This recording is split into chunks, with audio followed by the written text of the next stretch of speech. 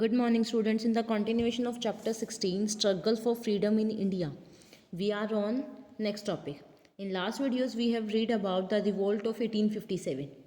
Okay 1857 के revolt के बारे में हमने रीड किया था कि ये सबसे फर्स्ट स्टार्ट किसने किया था, इसके अंदर क्या क्या आपका हुआ था. उसके बाद हमने लास्ट टॉपिक हमने किया था कि इसके फेल्योर के रीज़न क्या क्या थे, ये क्यों फेल हो गया था. जो 1857 का रिवोल्ट था ये फेल क्यों क्यों हो गया था. ठीक है, बिकॉज ये सभी पार्ट्स के अंदर नहीं पहुंच पाया था. सेकंड था कि इसको सभी जितने भी हमारे सेक्शन हैं सोसाइटी के सभी ने इसको सपोर्ट नहीं किया था.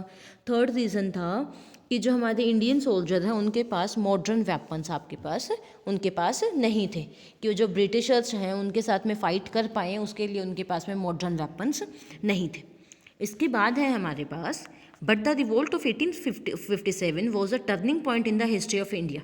लेकिन जो 1857 का रिवोल्ट हुआ उसने इंडियन हिस्ट्री के अंदर एक टर्निंग पॉइंट ला दिया. The rule of the East India Company came to and.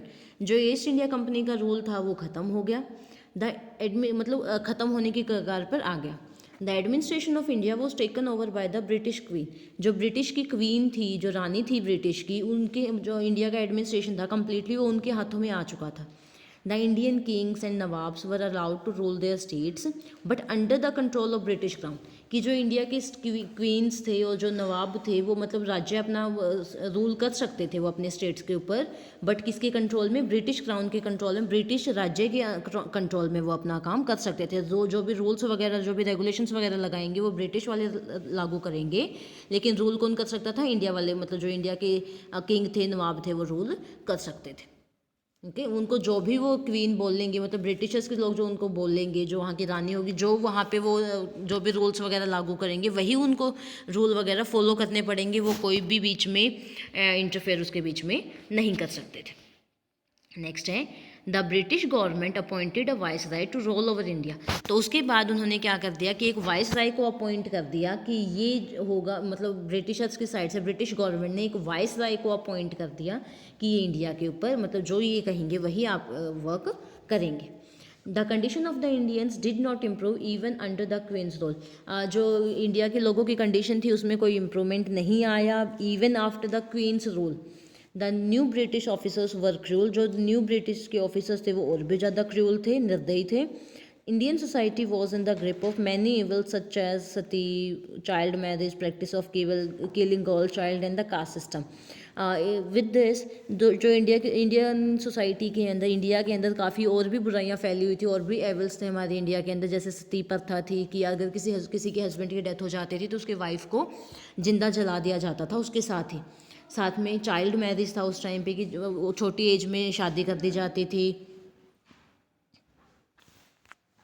कि जो बच्चे होते थे उनकी छोटी एज में ही क्या शादी कर दी जाती थी. नेक्स्ट इसके अंदर पॉइंट है practices of killing girl child. की गर्ल चाइल्ड अगर किसी घर में लड़की पैदा हो जाती थी उसको उसके जैसे ही उसका बर्थ होता था उसको उसी टाइम पर मार दिया जाता था. इससे अलग कास्ट सिस्टम होगा, ये अलग अलग उस टाइम पे कुछ हमारे समाज में बुराइयां थी बहुत ज़्यादा. Some Indians such as Raja Ram Mohan Rai, Ishwar Chandra Vidyasagar, Debendranath Tagore, Swami Dayanand etc. work against the evil in the society. इन्होंने इन चीज़ों को ख़त्म करने के लिए बहुत ज़्यादा वर्क किया.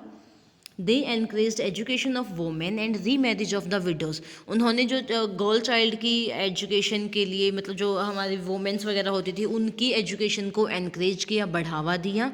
और इसके साथ साथ जो विडोज़ हो जाती थी, मतलब किसी के हस्बैंड की डेथ हो जाती थी, जो विडो हो जाती थी, विधवा हो जाती थी, तो उसकी री मैरिज, उसकी दोबारा से शादी करने के लिए भी उन चीज़ों को इन्होंने एनकरेज किया. नेक्स्ट है rise of nationalism in India. The India were treated as slaves by the English people. कि जो इंडियंस होते थे वो इंग्लिश लोगों के द्वारा, जो ब्रिटिशर्स लोग थे उनके द्वारा स्लेव माने जाते थे, नौकर या दास उनको माना जाता था इंडियन लोगों को. This realisation united the Indians. The leaders talk to the people against the British rule. Indian decided to put an end to the British rule in India. उसके बाद क्या हुआ, धीरे धीरे लोगों को समझ में आना स्टार्ट हो गया कि जो ब्रिटिशर्स हैं वो हमारे बेनिफिट के लिए नहीं, वो खुद के बेनिफिट के लिए आए हुए हैं. उन्होंने स्टार्टिंग में ब्रिटिशर्स आए तो उन्होंने क्या कहा था कि हम आपके लिए स्कूल बनवाएंगे, आपके लिए इंडस्ट्री बनवाएंगे, आपको कहीं मतलब ऐसा वर्क नहीं करना पड़ेगा. स्टार्टिंग में ऐसे उन्होंने झांसा दिया था उनको. बट धीरे धीरे उनको इंडियंस को रियलाइजेशन होने लगा कि ये जस्ट हमें ये दबा के रखना चाहते हैं, ये हमारे लिए कुछ अच्छा नहीं कर रहे हैं, जस्ट खुद के बेनिफिट का वर्क कर रहे हैं। तो उन्होंने क्या किया, उन्होंने आपस में लोगों ने बातें, मतलब ब्रिटिश रूल के अगेंस्ट उन्होंने आपस में बातें करना स्टार्ट किया। And Indians decided to put an end, फिर इंडियंस ने डिसाइड किया कि हम अब इनके अंडर में नहीं रहेंगे, हम अब हमें अब फ्री होना है। Indian from all walk of the supported the struggle of freedom.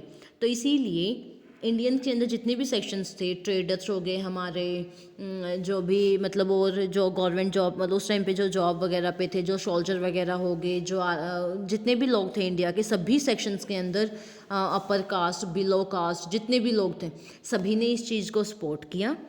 This resulted in the formation of the Indian National Congress in AD 1885। तो इसका रिजल्ट क्या हुआ कि इंडिया में क्या बनी, एक पार्टी बनाई गई इंडियन नेशनल कांग्रेस की नेम से। 1885 के अंदर एक पार्टी बनाई गई इंडियन नेशनल कांग्रेस नेम से, मतलब जब ये इकट्ठा हो गए तो उन्होंने एक पार्टी बनाई, इसको क्या नेम दिया गया, इंडियन नेशनल कांग्रेस।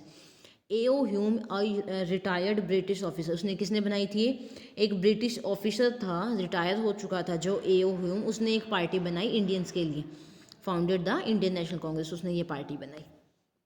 नेक्स्ट है the first session of Indian National Congress held in Bombay, now Mumbai, under the presidentship of W.C. Banerjee. इसका प्रेसिडेंट बनाया गया W.C. बनर्जी को, उनकी प्रेसिडेंटशिप के अंदर में इसकी एक फर्स्ट मीटिंग हुई बॉम्बे के अंदर, जिसको अब मुंबई बोला जाता है। This session of Congress was attended by 72 delegates from all over the India. ये मीटिंग 72 डेलीगेट थे जो इंडिया के, उन्होंने अटेंड की। The Indian National Congress held meeting annually in different cities of India. ऐसे जो इंडियन नेशनल कांग्रेस थी, उन्होंने एनुअली पूरे ईयर के अंदर काफ़ी सारे अलग अलग सिटीज़ के अंदर जाके मीटिंग को हेल्ड किया।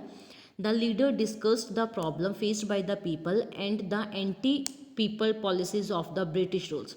जो लीडर्स थे, उस पार्टी के जो लीडर्स थे इंडियन नेशनल कांग्रेस के, उसके जो लीडर्स हुए थे, उन्होंने मीटिंग के अंदर डिस्कस किया कि क्या क्या प्रॉब्लम लोगों के द्वारा फेस की जा रही है, कि जो ब्रिटिशर्स हैं उनके द्वारा क्या क्या नई नई पॉलिसीज़ लेके आई जा रही हैं, जो हमारी कंट्री के लिए बिल्कुल भी ठीक नहीं है।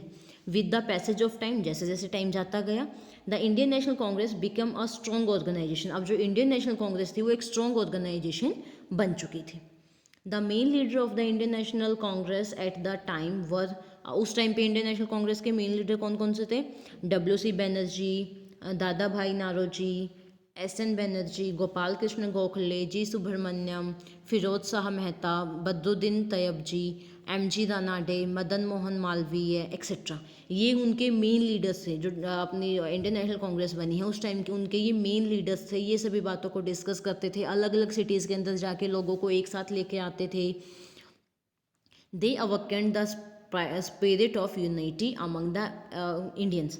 अवेकन का मतलब होता है कि उन्होंने लोगों के अंदर एकता की भावना को जगाया, कि जब हम इंडियंस एक साथ में इकट्ठा हो जाएंगे तभी हम क्या इंडिपेंडेंस को प्राप्त कर सकते हैं।